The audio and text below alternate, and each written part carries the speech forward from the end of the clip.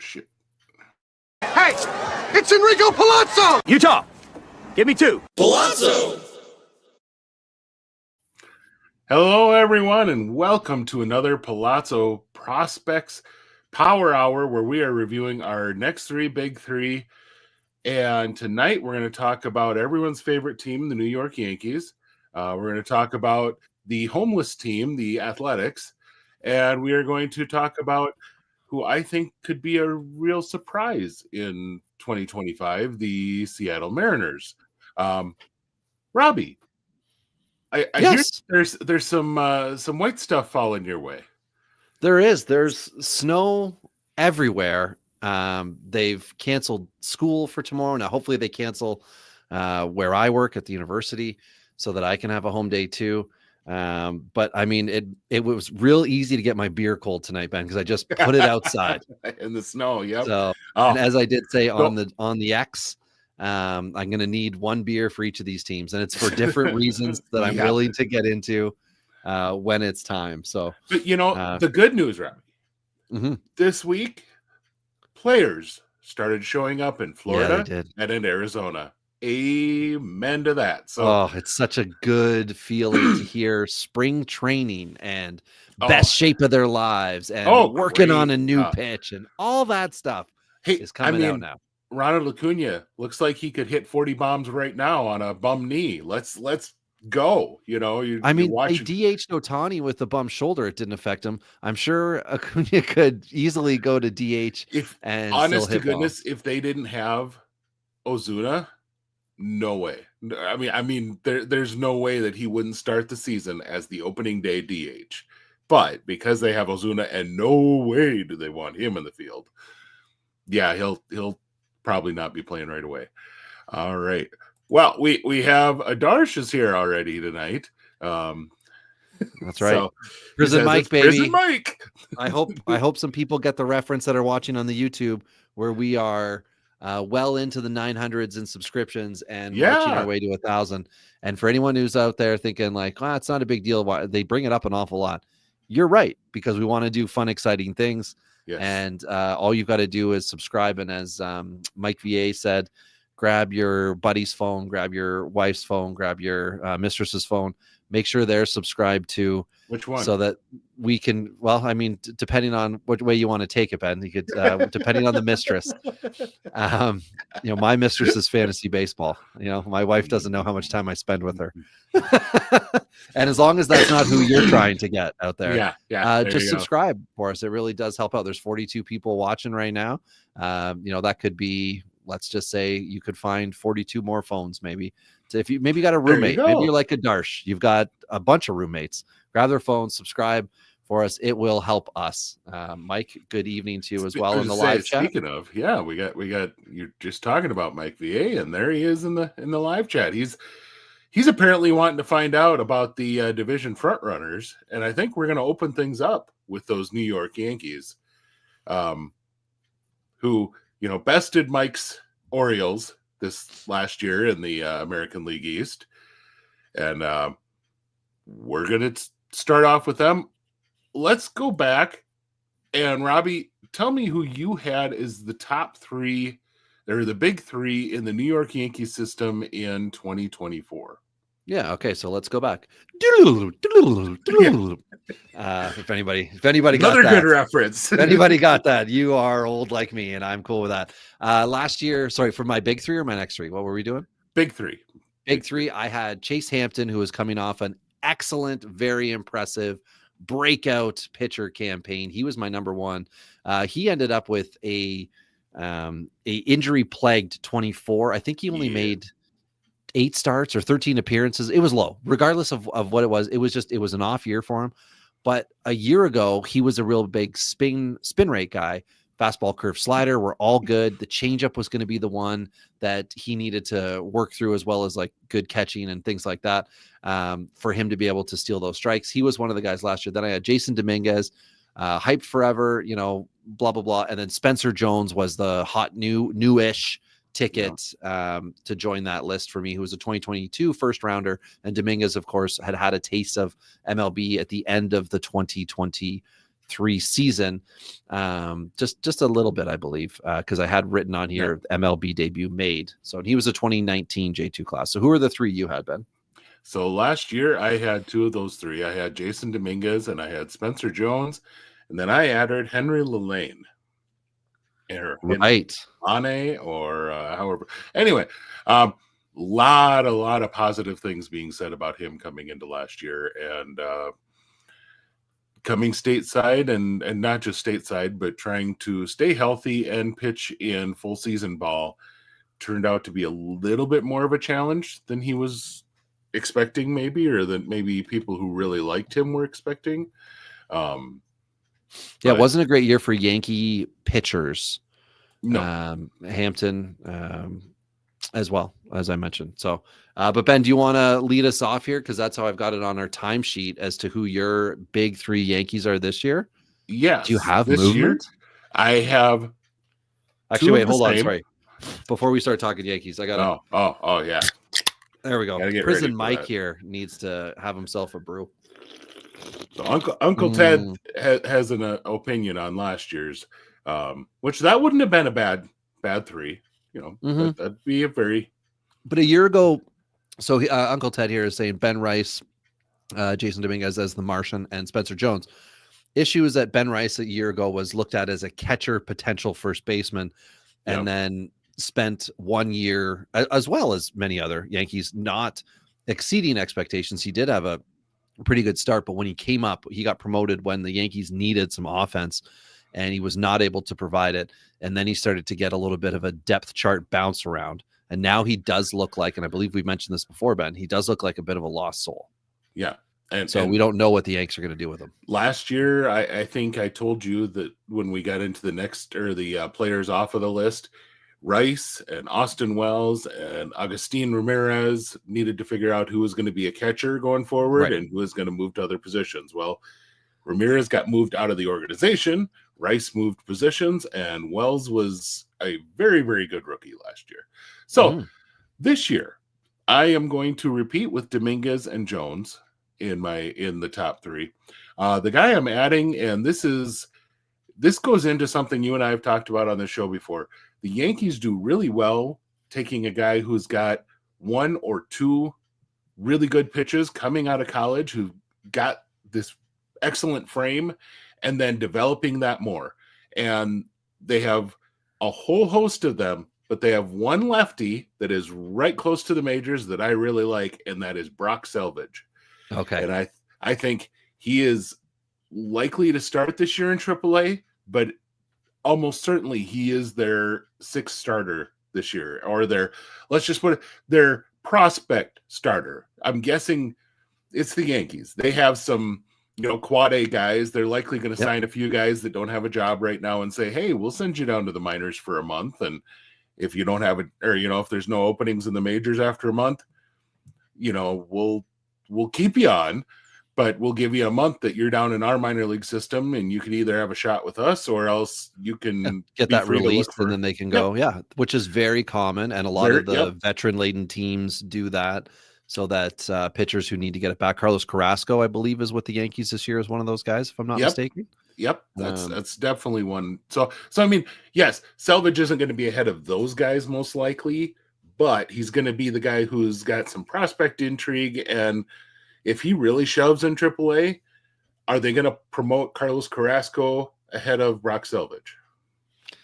Right. Yeah. Who's on the chart? Pipple 299. Love the comment. Remember in the movie Knocked Up when Paul Rudd's wife tracks down his mistress and it's his fantasy baseball draft? Yeah, absolutely. And at 9 p.m. tonight, my home league is doing their online, our online draft lottery. So if you're in the bottom 4, I think that's how it works. In the bottom 4, you do it. And the only crappy part is that I don't have a pick in the first 5 rounds because I traded all of them to pick up Aaron Judge. I did trade Acuna in that deal also. Judge and the 2 other, Singer and Rasmussen, something like that did not work out.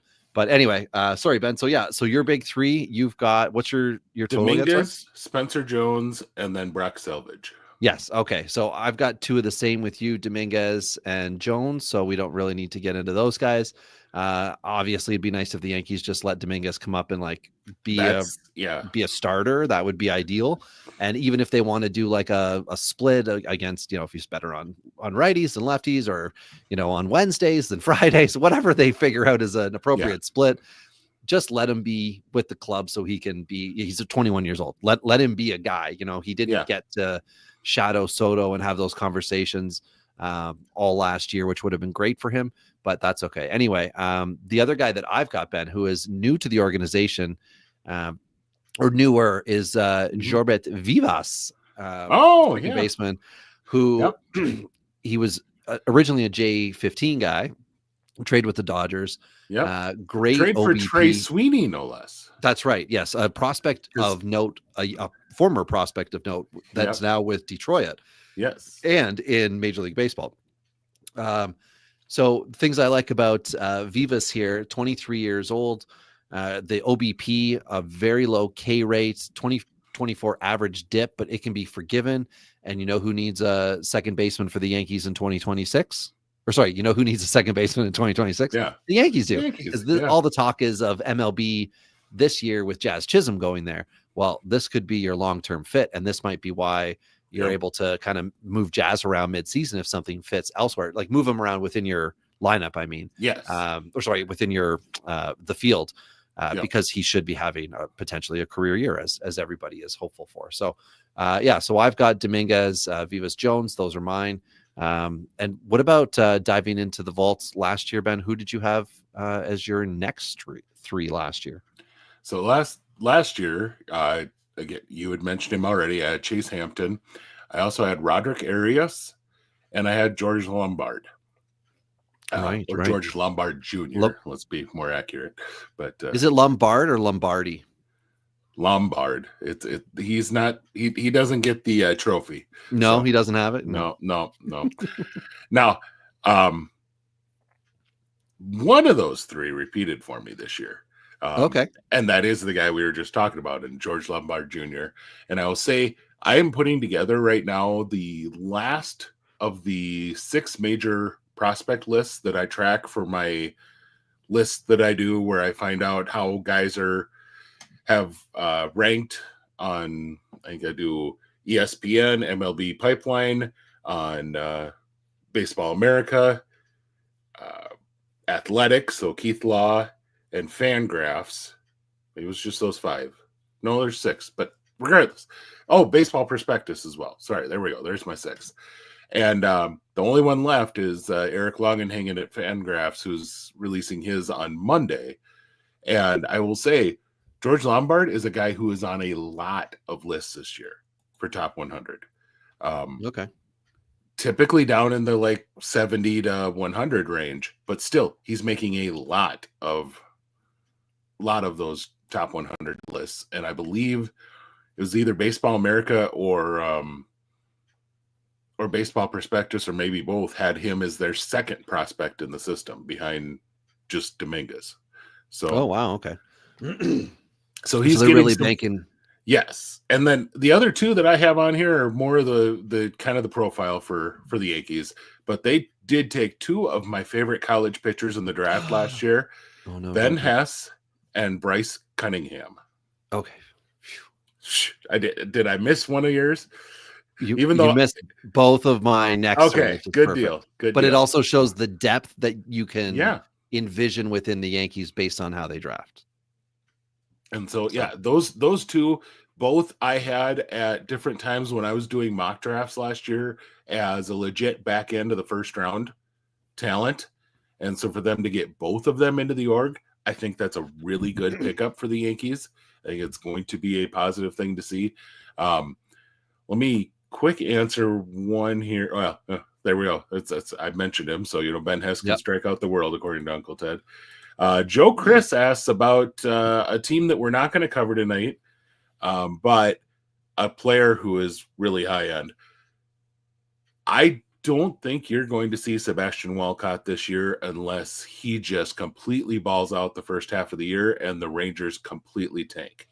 Yeah, it's not worth it to pull the trigger and stunt his development unless you are in the win now mode that they don't appear to be in. I mean, if you go look at, if you want to see something real sad, because I just did this, go look at their bullpen and tell me that they are going to make a championship run. Oh, yeah. They are not. They've got a bunch of 32 to 28 to 32-year-olds who are not at peak, have not had a peak, don't appear as though they're about to peak. And that is their 8-man bullpen right now. It is. And what that means is that you are not going to lock down games and win a whole lot unless they start doing something really, really positive in spring training to Chris Martin will get to the 40 stages. Oh man, Ted, that's aggressive. Yeah, it is rough in Texas on that end. And I think that's one of the reasons why, go by comparison, go look at how much money the Dodgers are spending on their bullpen. It is insane. Yeah. Like they've got 5 guys who are all making $5 million plus and leading us a $17 million closer on top of that. And a guy making 11, a guy making, 9, someone's making 6. Does make it kind of a pain in the butt when you're trying to figure out for fantasy who to trust. Because yes, I understand Tanner Scott is supposed to be that guy, but and this is a whole other discussion we could get into, but if you don't think that those other 5 guys are going to get an opportunity now and again to get saves, and especially since Tanner Scott's a lefty, that Blake Trinan and Michael Kopech and all those guys, Evan Phillips when he's back and ready, like there are guys, well even and Kirby got 10 or 11 million bucks for the 1 year, and this is exactly the kind of prospect talk you can trust for us, talking about the Dodgers bullpen and their veterans instead of staying on topic. There we go. So I'll steer us back. I'll steer us back to prospects. So in 2024, I had Roderick Arias, Kiner Delgado, both shortstops, and I really was going for Delgado, thinking that there was something here, switch hitter, blah blah blah, and I picked Will Warren as my pitcher. Warren didn't do the fun, exciting evolution that I wanted. No. Arias, we've discussed. Arias is also on my next 3. He's still there. Solid stateside debut in A-ball. Defensively, he's fine. That could change. I think he can play the position right now. The D is the question, but I think you could just shift him to second, as I mentioned. That's always your cop out on your failed shortstop. My concern is power. What is he going to be as far as a hard hitter? Not necessarily home runs, but a hard hitter, because he's going to be able to steal bases. That's good. He's smart. He's going to take his walks. OBP is going to be fine. But realistically, is this someone who's going to be 10 or fewer home runs or 10 to 15? Where's that going to lie? And is there going to maybe be a switch where he starts to sell out for power over average? That's my concern. He's 20 years old. He's going to be, I'm assuming, making at least 1 promotion this year. Should see him in high A by season's end, which is a fine slow progression for him. Yeah. Anyway, I've got Arias on it. I've got pitchers. Thatcher Hurd, who was the 3rd round pick in 2024. He's a big fastball guy. He's got a slider and change up, an LSU pitcher. I think he's going to be a good one. And Cade Smith is the other one, 2023 6th rounder, who is pretty even on his fastball slider as far as the skill set that he's bringing with those. He's also got a changeup and a curve. He got beat up in low A in 17 starts, but he should end 2025 in double A. Excellent K per 9. And what I was interested in was the fact that the average was low for hitters. So sometimes when you're trying to figure out different things that happen and you're like looking at video, like Cade Smith looks solid, but the line was ugly. So why was it bad? I don't know. I think he just had bad moments and he got burned on the moments because he wasn't getting beat up. As you can see, some pitchers have a higher average, but they're really good at, ground ball pitchers, right? They can get that double play out. So they're not as risky. Cade Smith is an interesting one for me in this sense. And I'm trying to find pitchers, and I didn't want to go back to the well of fantasy guys that are talked about more often. We're talking about next 3. I think Hurd to me is leading this list at 22. Yeah. I think he could move quickly. I think it could be a good thing, and Hurd could be the most successful of these guys in the next 3 years, as far as in MLB goes. Yeah. And I will tell you that when I first did this, I had him as my third, and then I went, we've got to talk about Lombard. So that's why I changed. He was my third. I was going to have 3 college pitchers all in the next 3. So absolutely, I'm a big fan of Hurd. So some extra guys, right? You finished yours. Extra guys. You talked about Arias and whether or not he's going to have enough power to succeed. There's another guy that kind of got a little bit of a prospect run in the Yankees system, Abraham Ramirez, infielder from Venezuela, 2022 IFA guy, huge OBP and contact, but I don't know what else he's going to do for you offensively. And mediocre defender. So where's he going to go? I mean, he'd be a below average catcher, or I really honestly, I think he's the type of guy who's okay defensively, but not a guy you want to stick out there as your starter. He could pull off the Tony Phillips route. You know what I mean? But obviously not steal 40 bases, but could play all over the place. And with the OBP that he's got, that could play. Brendan Jones, outfielder in the 12th round from Kansas State this last year. Huge OBP, huge defense, huge speed, and 0 power. But it's a really fun profile. And I love watching guys like that, just because I think we need more guys like that in baseball who can get on base a ton, who can run like crazy, and can play really elite defense. But those guys, even if they don't succeed, how long has Victor Robles been kicking around this league as a defense-first player, even though he's never fulfilled anything more than a speed-only offensive player? Mostly. Well, until the whatever moments. 100 and something, 100 and something at bats that got everybody hard moments last year. All of a sudden, the dynasty value just shot back up for him.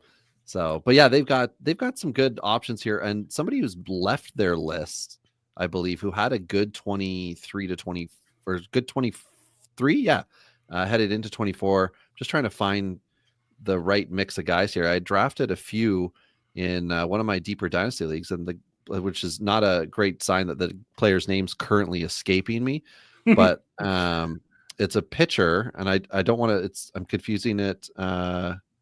Cunningham, I got, or sorry, not I got. We discussed Cunningham, didn't we? Mm-hmm. Yeah. Yep. Okay. But Bryce was discussed.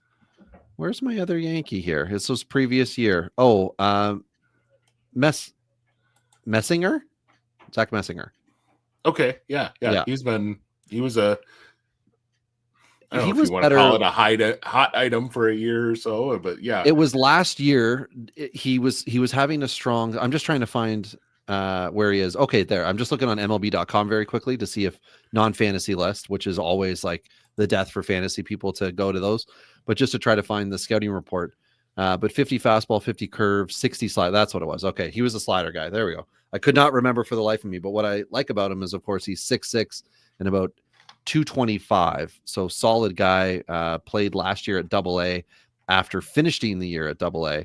And in 2023, he had 113 Ks in 97 innings. Last year, this was the issue, 150 innings, 136 Ks. So he did not continue his hot hand when he got to a higher level. So he dropped off.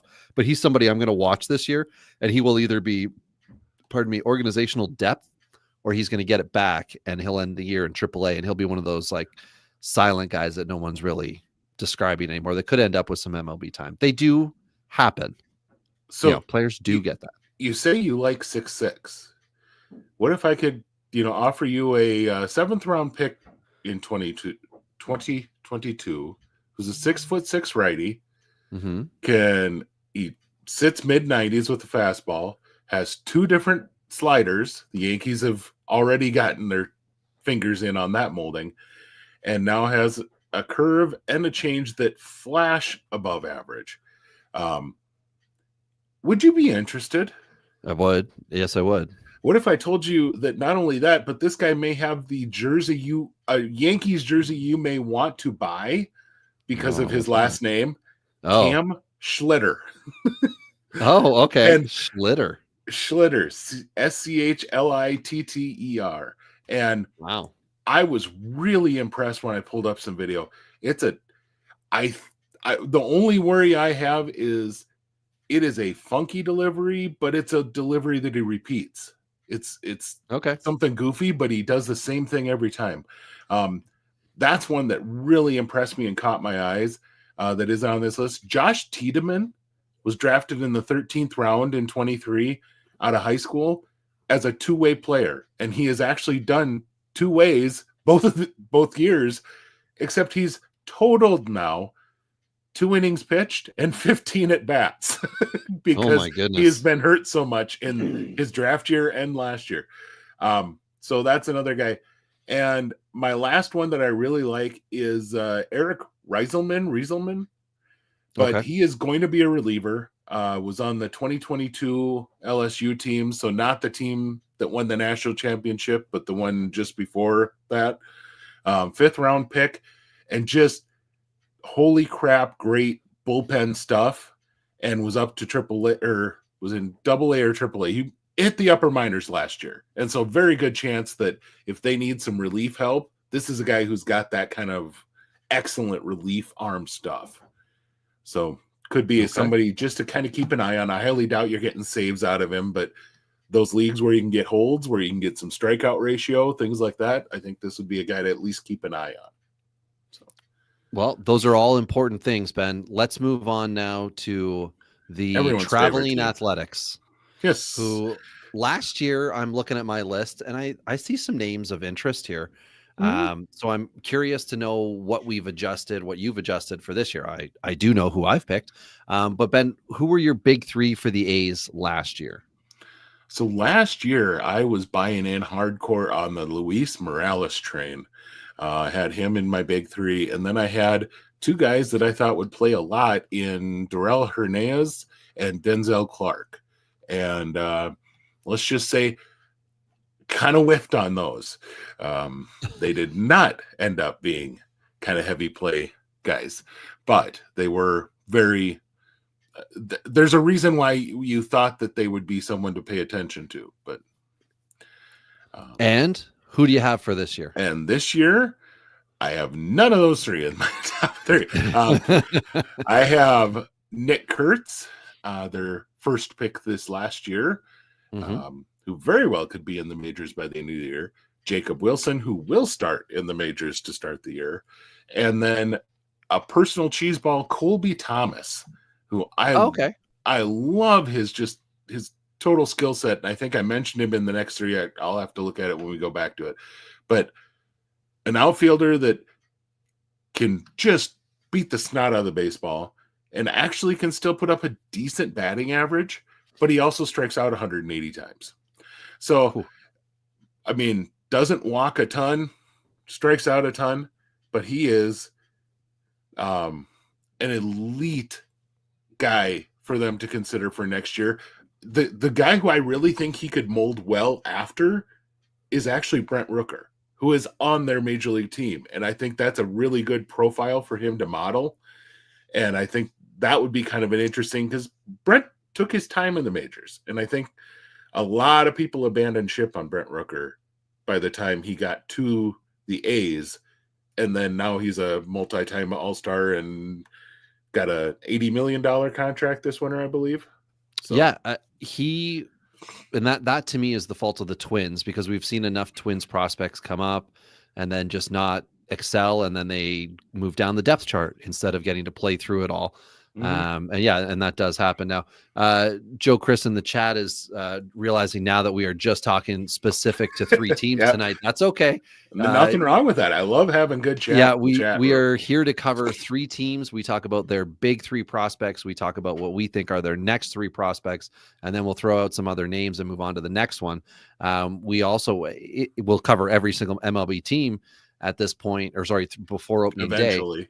Yep. Yeah. We'll get to it. And once we're in season, then we do open it up and we go through, all of baseball, minor league baseball, what's going on, fun things that happen as well. So my former big three for the A's here, make sure I get my timestamp in, I gotta be accurate with this. So mine from 2024, I had Mason Miller, still technically a rookie. Oh, yeah. So I'm going to call that a hit. Joe Boyle, I was going for playing time here and he had it. and Jacob Wilson. I had him as well. Those were my next three. Now Boyle is now out of the organization and likely in AAA and needing to be Tampa Bay'd, as everyone thinks that that's a thing. It's not. Tampa Bay is a finishing school. They're not a development school. I will argue that until they prove me otherwise. How is Carlos Colmenares doing, everybody? Thanks so much. So for this year, my big position prospects, especially, yes, pitchers they definitely have drafted in bulk, and they've done an excellent job of trading and finishing guys, which very well could be Boyle. That's what I'm hoping. But anyway, on to the A's. Nick Kurtz and/or Giambi Jr. Yes, that's right. That's who we're looking at here. Finally, an exciting guy. I went with Tommy White, who was the second round pick last year. Yep. Both these 21-year-olds, they're called your corner infield of the future. You know the other thing they are, Ben? They're the new Bash brothers. There you go. I think they could run with this when they get to Vegas, and you could bet on it. And with Rooker, and with Rooker now signed long term, that could be a really fun middle of the lineup. Like you're going to have inning enders, but you got OBP guys too, right? So as long as they don't, as long as Tommy White doesn't sell it for power, as long as Kurtz doesn't change who he's been, this could be really fun come 2026 and beyond. And as you mentioned about Kurtz possibly this year, absolutely. Everyone wants to see that lefty bat up. Like that is a very popular thing. And then my third one is already an MLB or Jacob Wilson, the 23 first round pick. We talked a year ago about the fact he was going to be a quick riser. This was the guy in the draft, excellent defender, blah, blah, blah. He checked it all. He did it. Now he's up. Kurtz an 850 plus OPS bat, as Uncle Ted is saying. Yeah, like great. That's a good goal. Like, I think there could be more. But again, peaks and valleys, and we got to see what the real ballpark is like, not what the 1 year, fun and excitement is that everyone's going to get behind here in AAA Village here. But Ben, on to the next three. Who did you have last year with Oakland in their next three? This is what you call a mixed bag, folks. I had Jacob Wilson in my next three last year. I had Jack Perkins, who perfectly fine, but nothing great. And then I had Steven Echeverria, who may have posted the highest ERA of anyone in full season ball last year. You, like I said, an absolute mixed bag. So, but that was the three I had last year. All right. And who are you getting it right with this year, going 3 for 3 here? Well, let's hope. Tommy White is in my next three. Certainly see that. I'm more excited than you are. Fair enough. Well, I had to fit Colby into my top. Tommy would have been the next guy there. I did put in here, just because I am going to be watching him heavily, Shotaro Morty.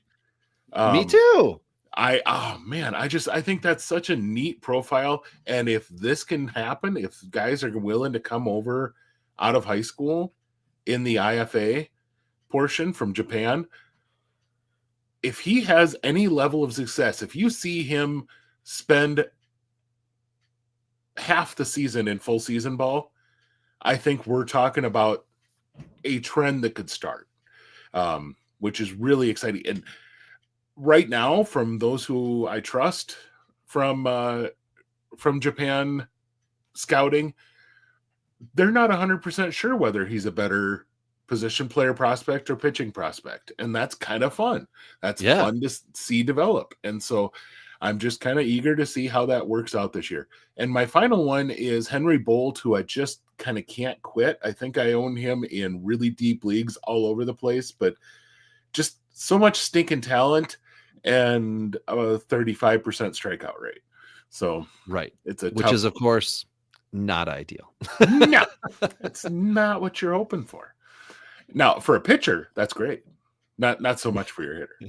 Yeah. If he can just switch that around where that becomes the K rate as the pitcher. So last year I cheated. I had Tyler Soderstrom, who I just like. He was the 2020 first round pick. He was going to come up. He's on my next three. I had him in there. Okay, sure. You don't have to like that one. But then I went with Luis Morales. I thought slow burn for Morales, and then Darnell Hernandez, who we did talk about. And I remember now because I couldn't pronounce his name. And then we just decided that we were going to call him, or I decided we just call him something that was completely wrong. I now remember that. But for this year, Morales is repeating on the list, right? It's 22 years old, 2023 J2 or J15 guy, got $3 million. He was the big one, top arm in the class, 60 fastball, curve slider, changeup. But he was not dominating last year in high A. So I think a lot of people are going to, kind of walk back those exciting comments. But I think there's a lot to be said about full season ball in, a professional minor league organization, as opposed to playing abroad. You're now coming into a system. You're adjusting. Hopefully for this year, he's going to come back and we're going to start to see that like slow rise and I'm fine with that instead of just boom, shooting straight up. That's what I'm hoping for him. A repeat high A as well before a promotion. I think that's also a good idea. Give him the early spring there, move him before it gets too hot in the summer. I know he's in the like Michigan, Wisconsin loop. That's where the A's are. I think it was Lansing is where he was playing. So that's a cold spring climate, so that's not a bad spot to go to for him. That's not a bad spot for him to go, and then you can move him off once you get to the summer. I also have 2024 collective bargaining round, 73rd overall, lefty Gage Jump.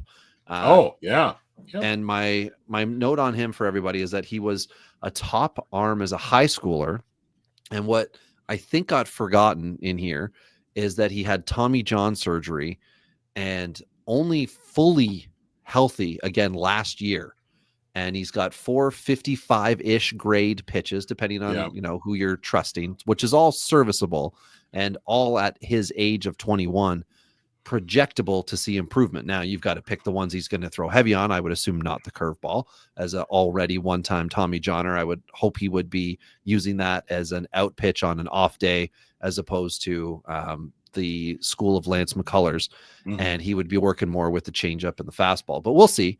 I really think he could be an exciting arm that could help out in Vegas. I think that's where, or maybe even before they get to Vegas.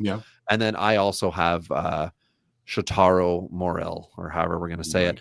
I mean, the top non-pro Asian, a two-way player to boot. He's a fantasy flyer, but hey, why not? Right? Oakland's fun this year in that sense. They've got Kurtz, who I'm still waiting. Anyway, anyone out there, if you're doing your first year player drafts and you are interested, California Athletics, that's fine. I like that, Uncle Ted. If you are interested in sending me, the first round, if it's like 15, you can send me up to like 30 picks. I'm trying to develop a first year player draft average draft position. I do it every year. I always can get, 20-ish rounds. So then by the time we hit March, I really understand where fantasy market is on these guys. And Nick Kurtz is somebody who I assumed was going to be a fantasy 1-1. Charlie Condon, I thought, was going to be the guy, and he did not start well as a pro. So I don't think that's possible anymore. But now, we've of course had Sasaki go to the Dodgers. So he's the 1-1, but it's really everybody else. And a year ago, a lot of the talk was between Yamamoto and Skeens. And now a year later, I think everyone's laughing like, wow, if Skeens fell to you at 2 or in some drafts 3, what a blessing that was.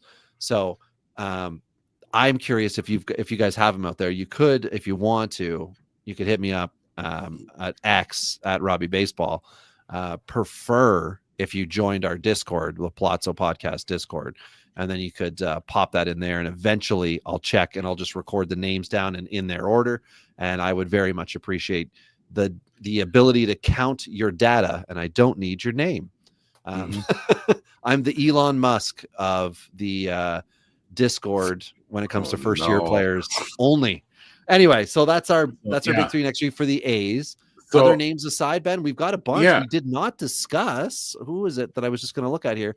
We did not discuss. I guess we talked to Morales. Who was the guy I'm thinking? Okay, I'll shut up and go find the player I was looking for. Jump is the guy that I looked at because the A's have a ton of guys. He's maybe the best skills version of a type that the A's have, where they have a whole lot of guys that are 50 to 55 on all their pitches, and some of them 50 to 55 on their control as well. Just like this perfect number 4, number 5 profile. Yeah. And which they keep pumping these guys out. Oh yeah, Will Johnston is a lefty that I really like in that profile. Jack Perkins, like I said, didn't take a step forward, but certainly was nothing to be upset about.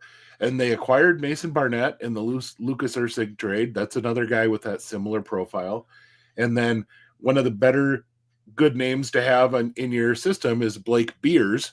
He is... Well, Seth let us all down years ago. Yes, this is true. Blake hopefully will be our redemption. But I mean, those are all guys, they have a lot of that type of pitcher. Morales, like you mentioned, I think is one of the few elite stuff guys. And then Echeverria is another one who's got elite stuff. His command was crap last year. But I think when I started to watch, one of the things that really, really, really caught my eye was how much he was aiming in his he was really aiming, which of course then if you're really trying to aim the ball into the strike zone, you almost always take off what you would normally do to the pitch to get good movement. And so then you're throwing just basically a meatball fastball into the zone, and he got just pummeled in the zone. So this is a guy whose stuff should be able to play, but cold weather guy, likely going to be a slow development. Bats, they have some fun bats. Clark Elliott was a 2022 second rounder out of the University of Michigan. So one of those boys that certainly Govier would enjoy, but just a stud athlete, but he's had injury stuff. And so he's kind of had a slow burn development so far. I think he just did low A last year. So very interesting guy. Joshua Kuroda Grauer. Get to know that name just because he is going to all play three of them. Well, yeah, there you go. He's going to play in the majors. He is a third rounder, or their third round pick this year. And he got to AAA already in his draft season. This is a guy, I think that there is a whole lot of high floor here and not much above it as far as his ceiling. I think he is a utility infielder who is going to be a utility infielder. But this I didn't realize he had, sorry, Ben, I didn't realize he had AAA at bats last year. He must have been helping to fill out the last series of the year. 12 at bats. But you can definitely cool tell, they did it. But yeah, if you can trust a guy that you just drafted to call him all the way up to AAA at the end, that gives you some idea of what the organization already thinks of him. But the other one that I wanted to mention, we didn't even mention Max Muncy. No, we did not. 2021 first rounder, very well could play some major league time this year. But the other guy I really enjoyed watching this last year was Will Simpson, 15th round pick out of University of Washington in 23, 53 extra base hits. And this is a guy, he is not going to play defense well anywhere. He played some first, he played some corner outfield, and it was not pleasant to watch. But when he hits, that's fun. And if he can keep hitting, there's going to be somewhere for him to play. It's just, we're talking like a Seth Brown type of profile. He's got to just keep hitting or else he's pretty much useless. Right. Yeah. That's the skill set is the bat. One guy I want to mention that I am interested in is the third nailer in pro ball, Miles Naylor. Oh yeah. Yeah. That's another one. I didn't even 19-year-old. Yep. Well, Canadian. So obviously he's on my radar. I get it. I'm just like, yeah, I mean that, but I'm just saying as part of, this is where the A system is. There's just a lot of guys that are interesting. Yeah. Now spend a lot of time watching that. Yeah. He did not hit well. OBP was fine. 192 average in A ball, 321 OBP last year. But you got to pick and choose your stats. The one that I'm going to think is the one that I think is interesting is that he now in 542 at bats has 17 home runs. And he's 19, just to reiterate that. And he's got 8 stolen bases. Now he had, I think here it says 1 billion strikeouts last year. Yeah. No, he had Sounds about right. 173 in 416 at bats. Yeah. That was. But he also had 79 walks. Now, one does not eliminate the other. That's not a 1-for-1 ratio. But it's showing that with coaching, I think we could see Naylor eventually form into somebody. Now, he wasn't picked way far back. He is already rostered in your dynasty leagues. He was 39th overall in 23. So depending on the length of time your league's been around, he's taken. But after this past year, whoever rostered him will happily give him up. I love Joe's comment here. The best analysis are best at picking and choosing their stats. Robbie is so good at this. Yeah. Thank you so much, Joe. You can't. I mean, obviously, I look at a video, but I know we're not going to show a video of how they're doing it, and we're not going to break it down. But when I look and I think, what are the important things, right? Nationality, obviously. At a catcher, we know Venezuelan. But if it's a Canadian, they're near and dear to my heart. But also, we got the bloodline thing going on. We got all sorts of irrelevant things that we can count on with Naylor here. So I think he's a good guy to end on for the A's. We're making good time here. Yeah. We've got Seattle, which is probably the most exciting of these. But I got to argue, both teams that we just talked about, the Yankees and the A's, have enough that you can pick through their system for your depending on the depth of your league. The depth within their system and get a couple guys that could jump first half or jump second half. And all of a sudden you've got some hidden value that, in your final, if you have a 15-round prospect draft, your final 3-4 rounds, you could be taking just from those two organizations alone and find guys that aren't going to be rostered in 20 plus team leagues because they have that ability. And the A's particularly are going to have hitters get jumps in potential power as the Yankee hitters always do, because people are going to think, well, get them in an MLB park, much like everybody used to with Rockies hitters until we all eventually wised up to it, but not really, right, guys? Because this is the year of Toglia. So anyway, let's get on to the Mariners, who, as we've previously discussed, Ben, have a very disappointing MLB lineup. The pitching is homegrown. That's what they've been great at. But if we look at their prospects, I think we're going to see a different story. So who do you have, or who did you have last year? Last year, I had your big three. Big three, I had Cole Young, I had Harry Ford, and I had Colt Emerson. And this year, two of those three repeat. I have Colt Emerson, I have Cole Young, and I have added Lazaro Montes. Okay. Who so I think is Emerson, Montes, and Young. Yes. Yeah. Maybe this will be boring. Ben, I have the same guys in mind. Yep. Now, last year I had Emerson and Young, but I went fun and exciting with Jonathan Clase because I heard Jerry Dipoto, and I love to reference my boy Dipoto. He specifically said that Clase has that explosive game changer thing that he wants. And when the Mariners were struggling early in the year, they called him up, and I know they were hoping he would somehow provide that kind of like superstar pop to him. Well, he didn't have it in him at that time. Yep. And then he ended up getting sent down. And I think he came back up one more time before he got dealt to Toronto. But now he's a 22-year-old who should be a AAA guy that gets called up for the Jays this year, depending on what happens in the next couple of weeks with veteran signings. So, but either way, my big three happened so fast. I like this, Joe. It does. It kind of sounds like a good law firm, Emerson, Montes, and Young. So that was the boring part of Seattle because the talent is at the high end here. All three of those guys, 19, 20, 21, 2 first-round picks, 22 and 23, and a J2 guy from 22 and Montes. We know they could all be, impact players with Seattle. We know Seattle needs a jolt up the middle. They need some corners.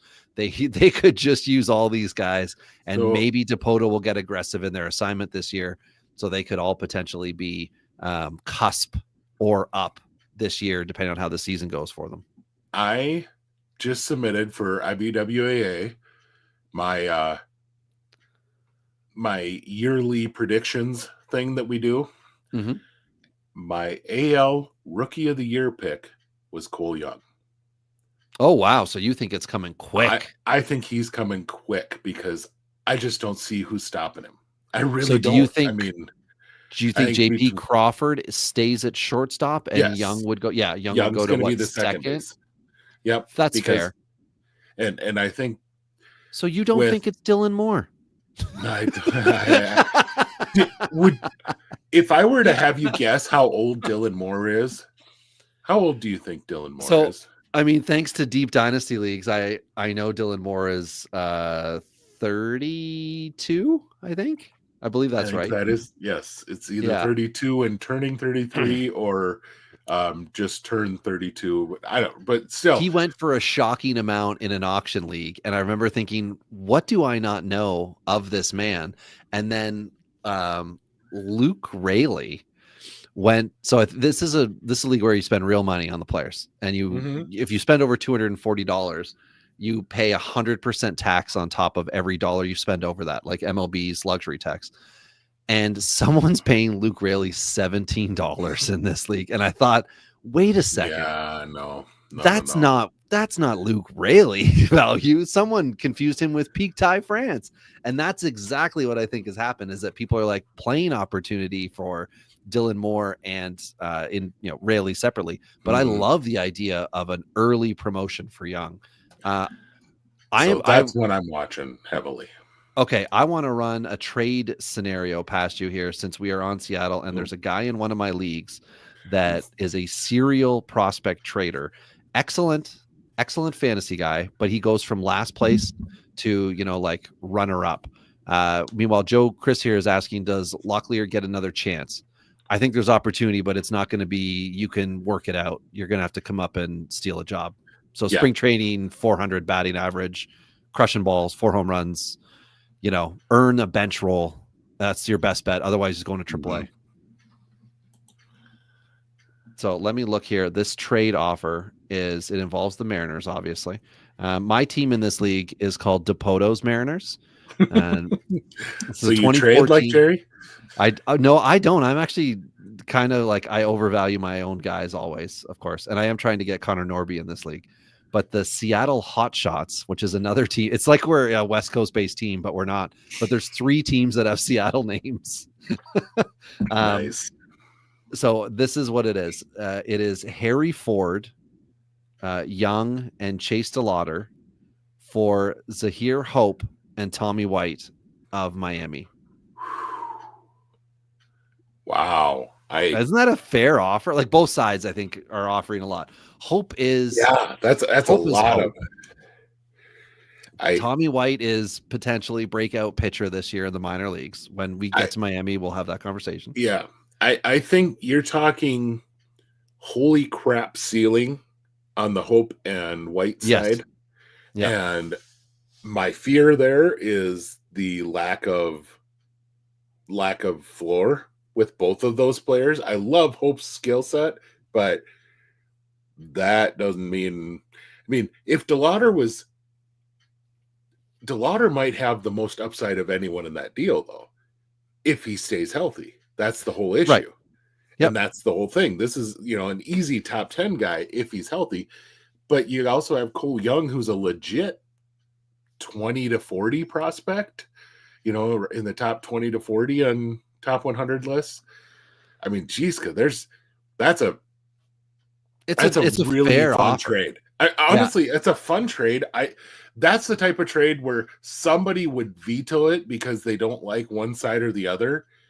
But that's the type of trade that I really like to see in a dynasty league, because it's like, let's challenge a prospect. Your prospect for my prospect. And Harry Ford in this Ford's almost a throw-in at this point. Yeah. Because, and unfortunately, yeah. Right, but you're looking at the downside of him, whereas Seattle, I think, is going to be looking at the need him factor, which means he can still come up, but he's now not a coveted prospect, but he had value in the league. So anyway, I thought that was a fun one. This is the only league I have a share of hope in, and I might be giving it up because I feel this deal is very fair on my receiving end, and I understand it, just as you said, Ben. It's very fair that I could be giving up 2 guys that end up with very high rankings in one calendar year. Out of Rhythm Fantasy Sports asking where the trucker hat is. I I am the, as it says down below, I am the is it pitching coach that I put? Scranton Yes. Rail Riders pitching coach. I'm Prison Mike, and that's the double A team, the Scranton Wilkes-Barre. That's Rail their Riders, Yankees. Yeah. Which reminds me, Chase DeLauder is going to be at camp, so which means we're going to get to see decent quality video of him this spring. And Roderick Arias is another guy who we're going to get to see some decent video of. Yep. So, Ben, who were your next three from last year with Seattle? Well, last year's next three, again, a nice mixed bag. Lazaro Montes, who exploded, became, a guy who I've legit got frontline guy. I had Clase in my next three, and he did okay. I mean, made it to the majors. That you can't do anything. You can't complain about that. But then I had Ty Pete, and Ty Pete completely looks not like he can hit a professional baseball right now. Really struggling to make contact. So those were my last year guys. This year I decided to kind of chase the upside dragon again. I caught it with Montes last year, and I have Felnin Celestine in my me too. In my next three. Then I have two pitchers that they drafted this year. Ryan Sloan. Okay. And the two-way pitcher, Perangelo Sehente. Which is fun. Honestly, I avoided him because I know he's been talked about a lot. I don't think I'm going to end up with a dynasty share of him, but this is cool. It's always good to have something different that can make you more devastating. Yeah. And we know they can't switch sides when they're throwing, no different than you can't switch left to right when you're hitting. But it depending on how devastating he is, this could be really interesting. I would think, obviously, maximize him as a starter, but really, like, you could see him as a bullpen arm. Like what's his name? Wasn't Pettit? Is it like Vendetti or Vendetti? Or Vendetti. Like yeah. He had a cup of tea in Toronto once upon a time. So okay, those are your next three. I like it. We'll discuss. We'll get into them in detail in a moment. Last year I had. Oh yeah, don't forget the timestamp, you dumb bastard, Rob. I had Feline Celestine. That's not how you pronounce it, but you get the idea, everybody. I had Teddy McGraw, who was pitcher drafted in 23, Tommy John surgery. He's still on the road back to get to what he could be. And then I had Jeter Martinez, who was a J2 guy at 18-year-old, and he was getting, hyped up a little bit. Now, two of them did not make returns, Jeter and McGraw. So McGraw I wanted to highlight last year. Now we're letting him do his thing. So I'll be playing this year at 23. We'll see what he's like at midseason. This year, I went with Logan Evans, who was a pop-up prospect the first half of the year. Everybody got a little more excited than they should have from him. He cooled down in the stretch, but was solid enough in Double-A for his draft slot. And for his draft slot, which was the 12th round in 2023, he's excelling. So let's see what happens in a full season with everyone's eyes on him in 2025 here. Celestine, I've got the 19-year-old. He is, shortstop, supposed to be fast, but Ben, we saw everything but speed on the base paths last year in rookie ball. I kind of like that. Maybe Seattle was like, we know you can run. Let's see you do the rest. Right? Like we'll let you release that when you hit whatever, Double-A, something like that. And then I have Harry Ford as my final one. Now I've got him. He was 12th overall in 21. 20 for some reason I've corrected it. It says 27 arrival date. That's what I'm expecting. They're going to slow it down. Stolen base over home run at catcher. That's my note. Weird, but okay. OBP league darling, but declining average each year as a professional. So obviously a prospect going the wrong way. And he was supposed to be the heir apparent. And now, I believe Cal Raleigh is the guy. You would love to ink Cal Raleigh to a 4 or 5 year deal. I'm sure they've had the conversations and it hasn't happened with Dipoto. But Harry Ford will, I'm assuming, continue to rise up 1 year. One level a year, and then he'll end up as a backup type that we would have to see what he can do. he did finally play the outfield this year. Everyone's been kind of Okay. asking for that to happen. And so now you got to wonder a little bit if they're thinking already that route. But here's what I love about this system and why I kind of wanted to highlight them. Neither one of us mentioned a guy who, or two guys who are consistently on top 100 lists as I'm putting together this list compilation. And then you just mentioned Ford. That was the third one that I didn't mention on my big three next three, but Johnny Farmello and Yeah. Michael Arroyo. Neither one of them we really mentioned, and they're both on a whole lot of top 100 lists. Farmello injury, yeah, just it kind of messed up a whole lot of possibility that he might have had. And I think, honestly, that's why he's still where he is as far as ranking is concerned. But Michael Arroyo had a really solid year, 23 homers, 18 steals, both A-ball levels. He's a 22 IFA guy, so he's 20 years old at this point? And so, no, not even. I bet she's still a teenager this last year. Sorry, who are we talking about? Michael Arroyo. Oh, I got it. Sorry, I was just pulling up. My computer is not as fast as my phone. What's wrong with technology? He is 20 years old this year. Okay. And he is kind of got that offensive stud, but needs to figure out where he's going to play in order to make that work. Because I don't know if he has the arm for third. I don't know if he has the range for short. And if he doesn't have the range for short, a lot of times, the way that we're working on defense anymore, a lot of teams struggle with putting a Jeff Kent at second base anymore. Yeah. They want a guy who can pick it. You're not going to, he's 5'8". Yeah. You're not going to throw him out at third base because he won't. Reach is going to be an issue. And if you want to get into the deep nitty gritty of baseball, we can. It's not fun. That's why the fantasy is more exciting. But playing time in the field is of issue for me.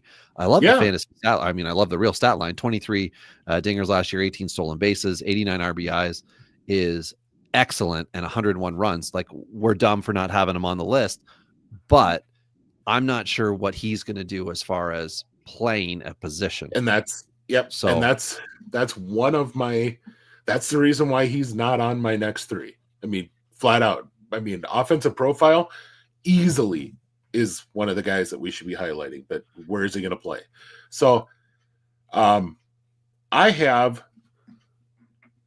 two guys who are both outfielders that I have, and then some pitchers we can talk about. But Carlos Jimenez was a big-time money guy in 2019 in IFA, and he's had a really slow burn to get going. Let's just put it that way. And now he actually had his first decent full season ball year, and huge tools. I think that this is a guy for sure to keep an eye on, because if he's continuing to see some more progress, like I said, not everyone's development path is linear. I don't know how many times we need to say that, but he's one of those guys that he is a big time talent who needed to figure out how to play baseball. Just had tools out the yin yang. The other one is kind of the opposite direction. 10th round pick out in 23 out of Cal Santa Barbara, Jared Sundstrom, who I think they struck gold on this one, to be frank. You watch him play, there's a legit 20 home run power bat here. He has got speed to burn, and he's going to be in the upper minors this year. For a 10th round guy out of college, that's a pretty stinking good return. You normally don't get a guy who's got that kind of talent base. Now, I saw him go after a whole lot of pitches that he should have had no business offering at. And so he's going to have some things to learn in the upper minors before he's ready for the big leagues. But this is a power speed guy that could be a lot of fun.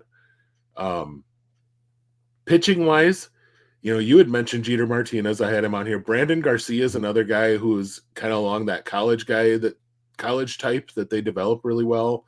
Michael Morales, same thing. Yeah, Garcia is interesting. 24, 6'4". Where did he play last year? He finished at Double-A. Okay. Yeah. So yeah, he split his season. 13 at Double-A, 47 innings, 47 and 2/3 innings, 49 Ks.